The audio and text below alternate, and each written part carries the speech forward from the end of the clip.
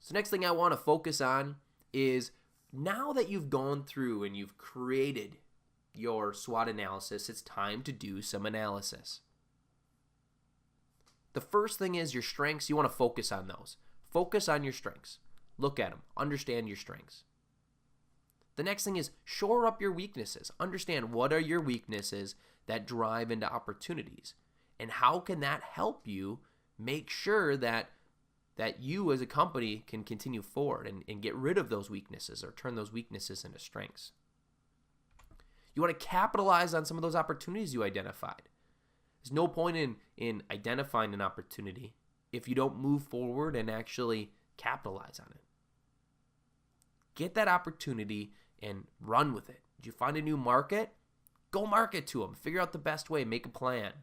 New product or service?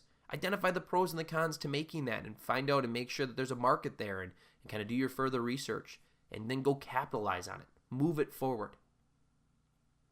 And finally, the threats, you just want to recognize them. You want to go in and make sure that you understand what those threats are and recognize them. You've identified them, understand that they're there, and make sure that you are aware of them as you make further business decisions.